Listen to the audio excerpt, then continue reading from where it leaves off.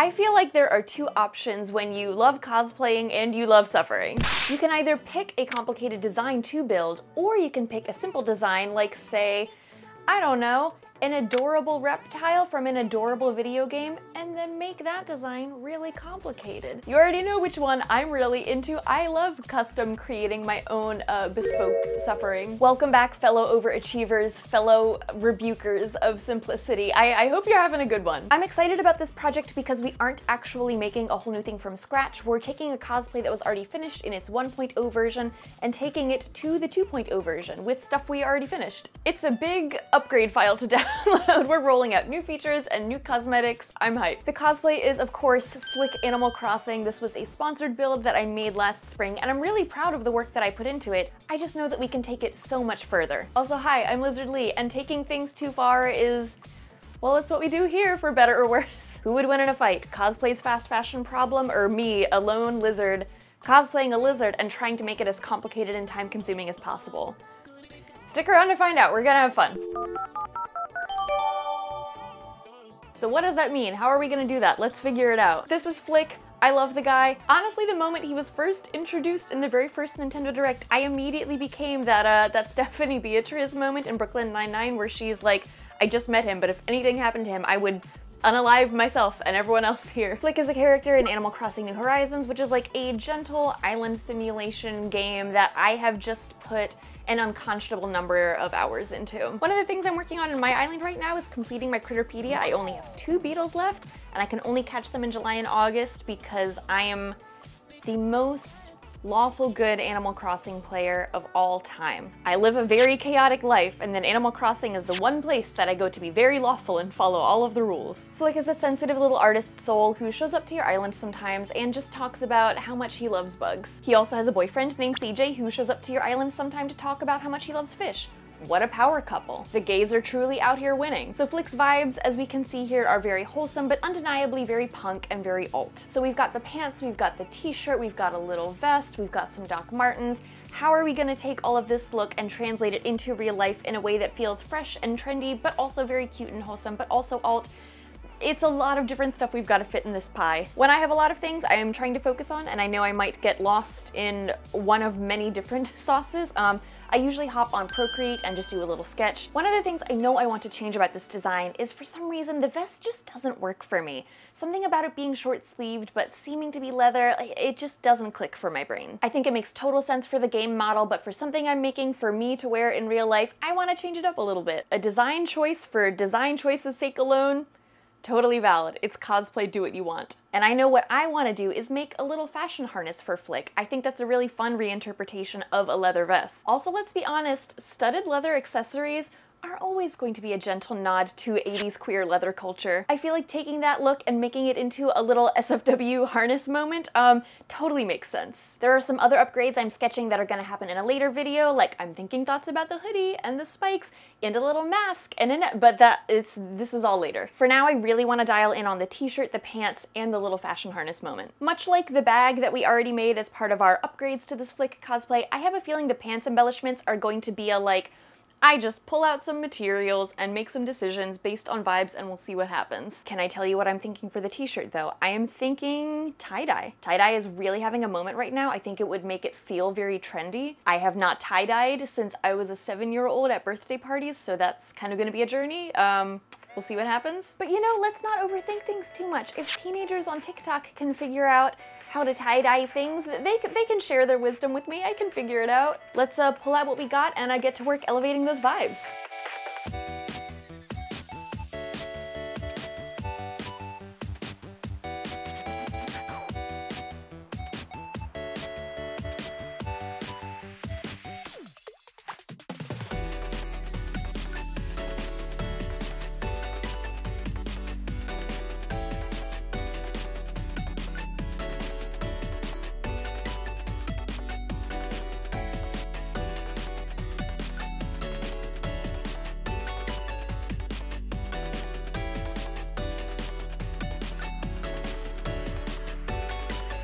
I have wildly good news. It's literally like an hour later and the harness is done.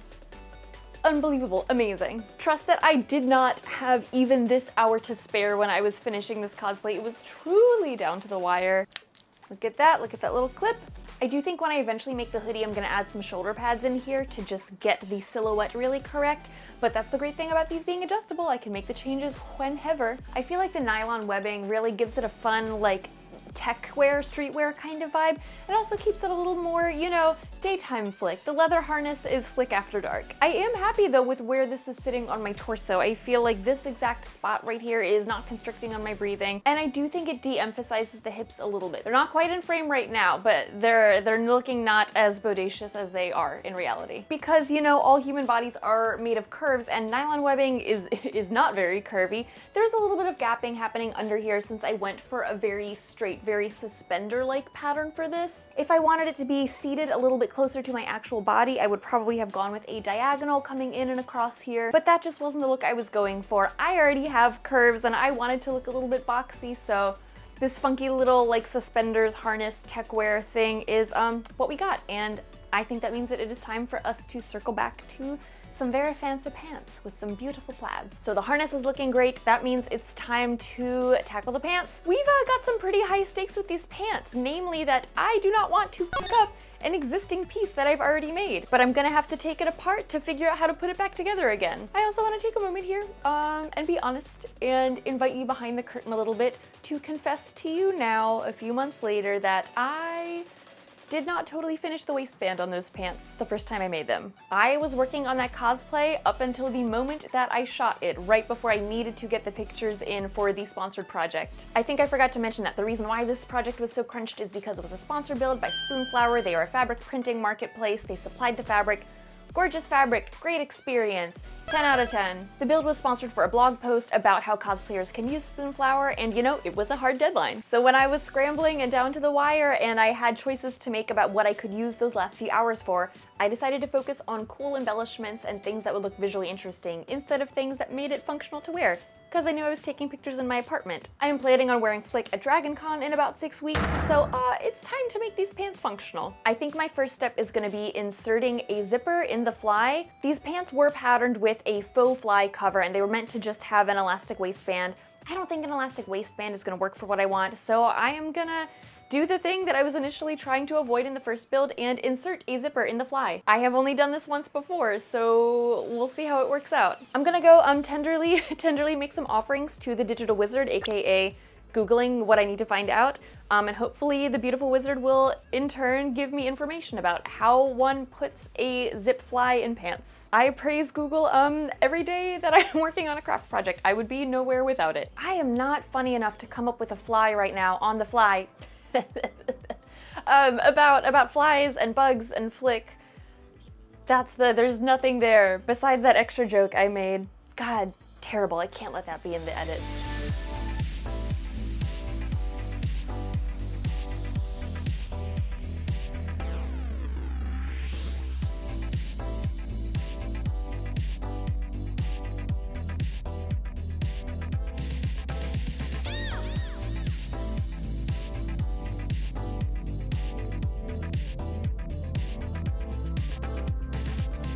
I really feel like I just wasted so many years of my life, like, not believing tutorials that were like, it's gonna make your life easier if you hand baste in the zipper. For some reason I was always like, oh, I don't have time, it's too much effort, and now that I just do that, it makes my life so much easier. That's my lizard wisdom for the day. You can't believe everything you read about online, but if someone tells you online that hand basting will make something easier, they are probably telling the truth. This is my normal human way of saying the zipper is in, which is great news. The news is that we still need to figure out how to get this waist to fit us. It's probably difficult to tell given the way that I insist on dressing, but my body does actually have an above average number of curves, I would say. Certainly more curves than a men's pants pattern is gonna be taking into account. This means that I'm like walking a tightrope between I want them to fit my body, which has an ass and hips, but I don't want them to look too much like women's jeans. I do want them to look like men's jeans for a male cosplay. This is absolutely a struggle that for me personally fits into the large bucket of hashtag just being trans things, but let's be honest, getting pants to fit properly is a struggle that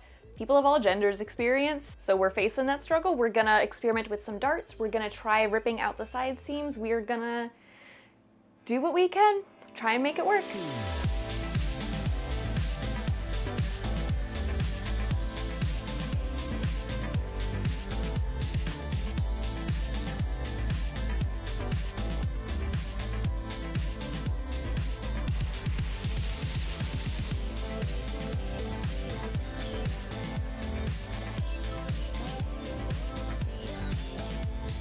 It's getting a little late, so I want to check in one last time before I just trundle off into productivity nighttime mode. We have fucked around and found out, by which I mean to say some mistakes were made, but they were mistakes that we learned a lot. I tried putting darts in the middle of the back panels, but that didn't really work. Then I had a genius moment and I pulled out like a pair of actual jeans that I actually own, and I realized that, yeah, there is a little pattern piece right here. So I basically looked at these and said, okay, I am gonna try and figure out how to pattern this thing that gives a little bit of butt room. I've got my little muslin pieces for those funky triangles and the waistband as well. The waistband I mostly took from an existing pants pattern that I have. I also put some small little darts on the fronts of the pants. This is something you gotta be careful with because it can be a little unflattering if you come in too much on the fronts of pants. Something I'm gonna hopefully getting more into tomorrow. I don't think I'm gonna be able to make it happen tonight.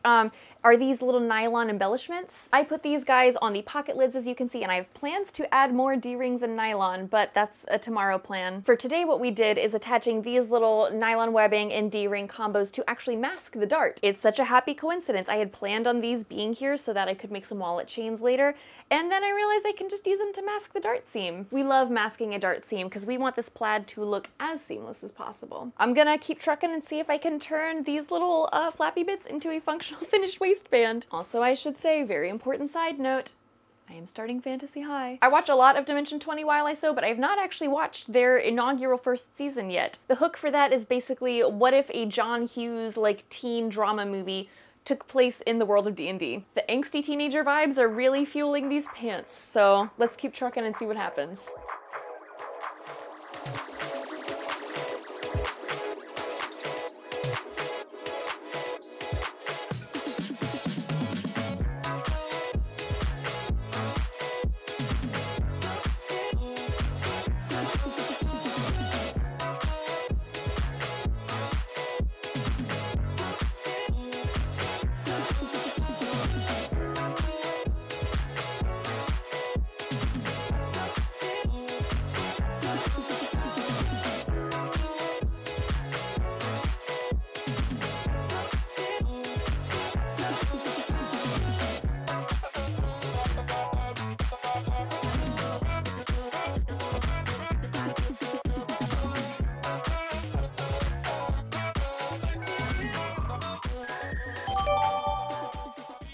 Yeah, reporting to you live from like a few days later, the vibes that Fantasy High provided over the last few days of sewing, immaculate. The brands are just all aligned to have this like rebellious teenage narrative that I'm watching for a few hours as I'm sewing the waistband of some pants that a rebellious teen lizard would absolutely wear. Am I talking about Flick the Lizard? Am I talking about myself?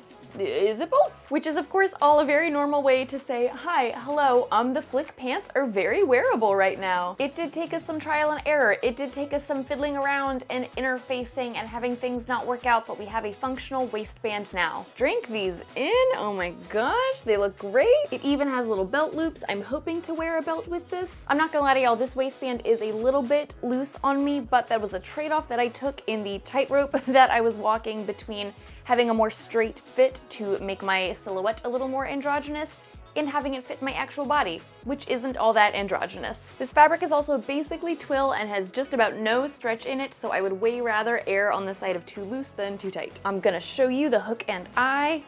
Look at that. Don't get me wrong, I'm looking at these and I am thrilled.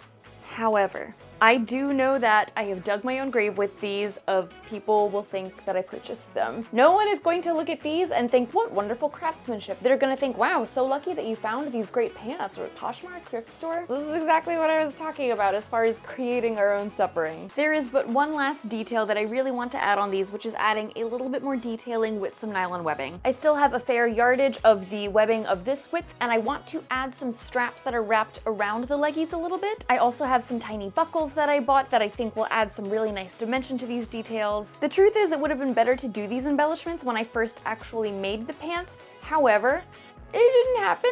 So that means I'm probably gonna have to do some seam ripping to get back in there and be able to sew it all down. I've got this little bouquet of like 2B belt loops, and I think I might use those 2B loops for the webbing on the bottom. I don't know if any of this makes sense. Is this clown-to-clown communication going through? But basically what I'm gonna try and do is enhance the vibes, have some nylon webbing. I think it's gonna add some visual interest and break up the plaid a little bit. And once I get all that done and sew everything back up, I'm going to make a little faux wallet chain. I have some chain that I bought specifically for this, and I also have some chain left over from my Viktor Nikiforov cosplay from 2017. We love a stash pull, we love reusing old notions, so that is gonna get thrown in there. Yeah, so let's just jump into it. Let's turn these functional and slightly decorated pants into still functional, but over-decorated pants. Let's go too hard on this, let's go.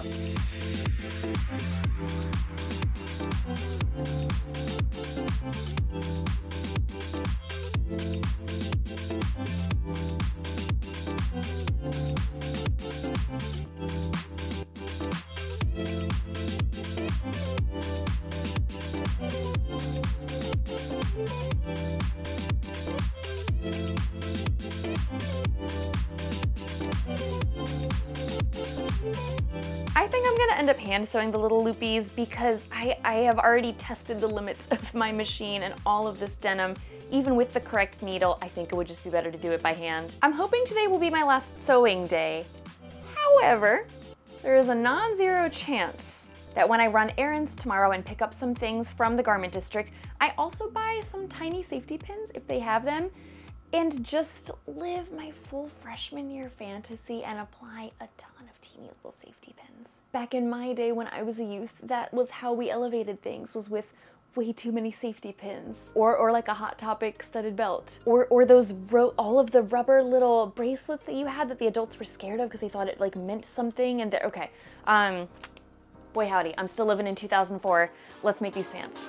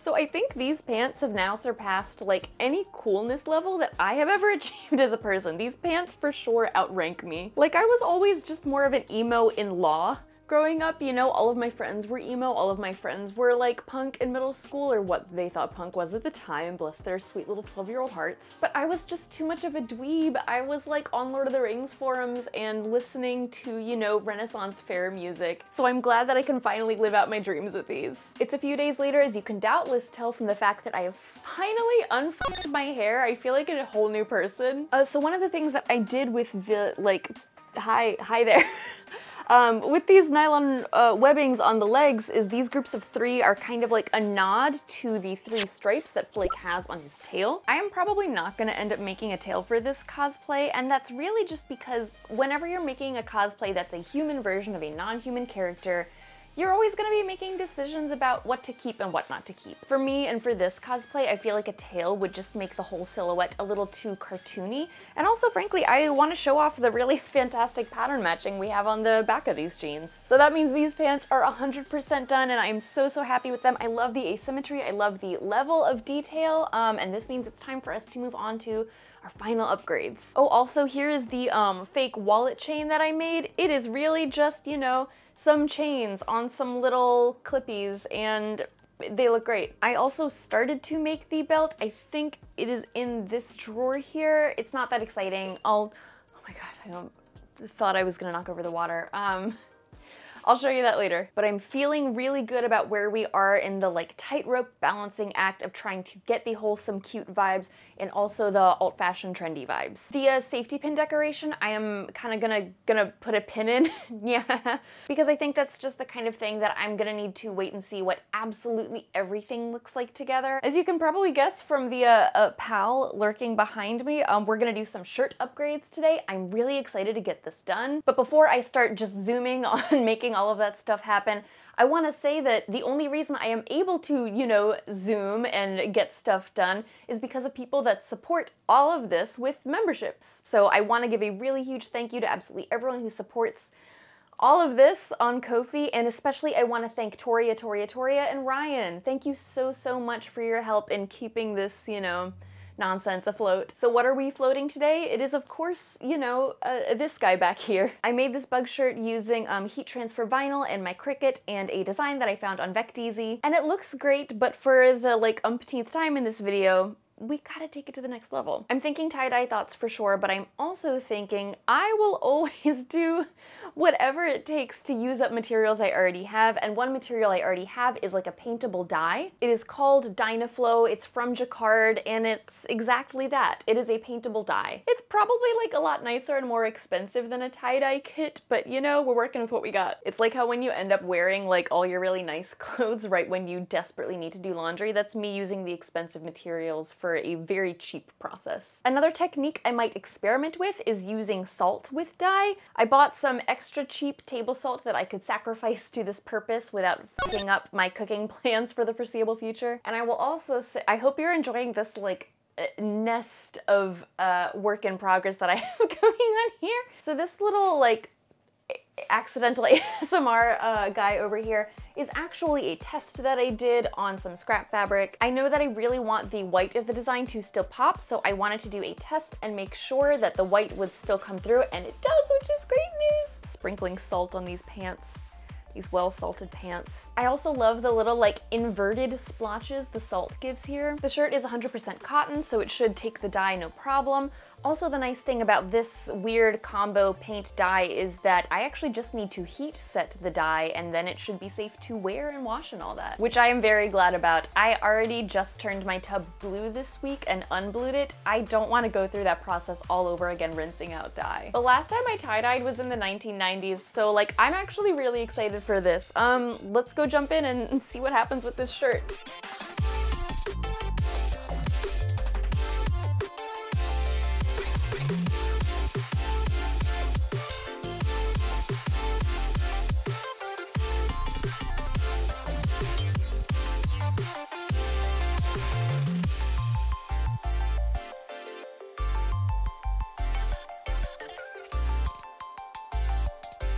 We've arrived at the most crucial part of the slumber party tie-dye craft in the 1990s activity, which is having a slumber party and then looking at the shirts the next day. So tomorrow I will be able to show you if our little science experiment worked. I hope the extra spatters I did at the end didn't mess up the like scrunkled effect. I know traditional tie-dye uses rubber bands, but like I just skipped that step, and we'll find out tomorrow if that was a massive mistake. So tomorrow or the next day, depending on if there's, you know, like a catastrophe I need to fix with another day of dyeing, is gonna be the day that I try it all on and show you how it all turned out. And I think I will do a makeup test again because I want to practice that Flick makeup a few more times. So let's give it a few hours and come back to it in the morning and see how she's doing.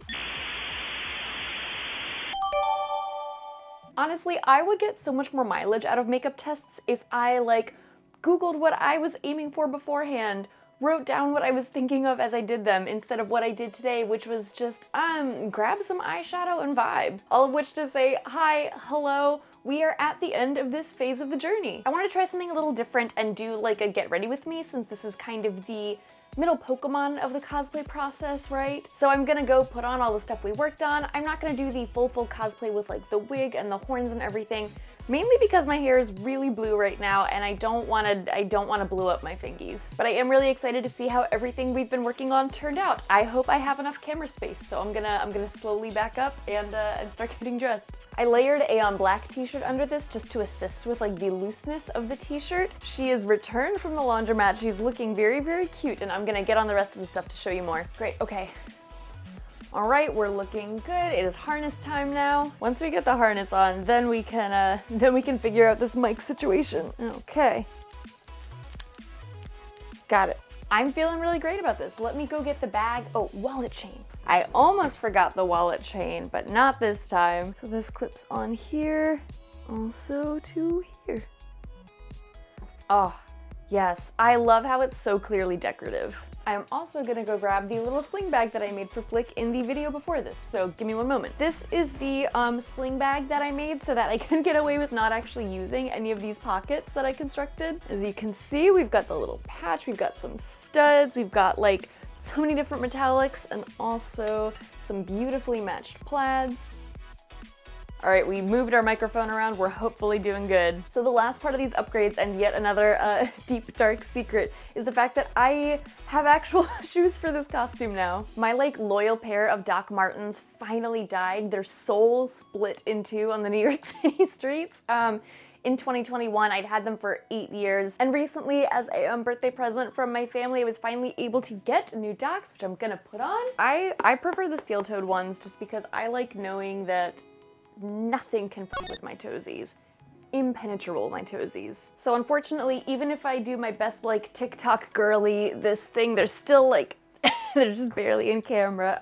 So I am gonna get some shots of this so we can really look at how the pants fit, and the shirt has all these great details.